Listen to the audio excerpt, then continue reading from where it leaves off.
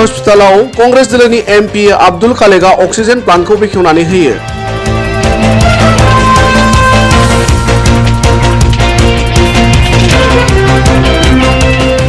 दिनै बेखेवजानाय बे oxygen प्लान्टनिफ्राय 1 मिनिटाव 250 litre oxygen दिहुननो हागोन होनना मिथिहोयो।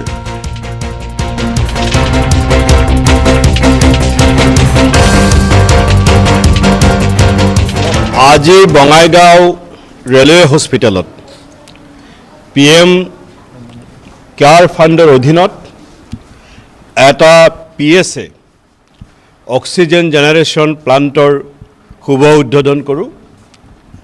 এই প্লান্টে এই হস্পিটেলৰ অক্সিজেনৰ অভাৱ পূৰণ কৰাৰ লগতে এই অঞ্চলৰ স্বাস্থ্য সেৱাত এক পৰিৱৰ্তন আনিবলৈ সক্ষম হ'ব। এই প্লান্টত প্ৰতি মিনিটত 250 লিটাৰ অক্সিজেন উৎপাদন হ'ব।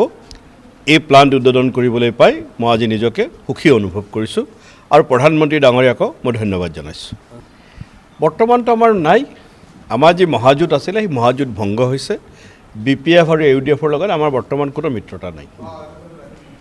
কংগ্ৰেছৰ বৰ্তমানৰ অৱস্থা যিটো হৈছে, ভৱিষ্যত কি বুলি ভাবে? কংগ্ৰেছৰ ভৱিষ্যত বহুত উজ্জ্বল। মাজে মাজে প্ৰত্যাহ্বান আহে, ধুমুহা বৰষুণৰ পিছত বতৰ ফৰকাল হয়, কংগ্ৰেছৰ অৱস্থা ভাল হ'ব। BPFৰ লগত কোনো মিত্ৰতা নাই আজিকালি? BPFৰ লগত আমাৰ বৰ্তমান কোনো জোঁট নাই, UDFৰ লগতো আমাৰ কোনো জোঁট নাই। উপনিৰ্বাচনত কেনেকুৱা ফলাফল হ'ব? কংগ্ৰেছে BJPক তীব্ৰ প্ৰত্যাহ্বান জনাবলৈ সক্ষম হ'ব।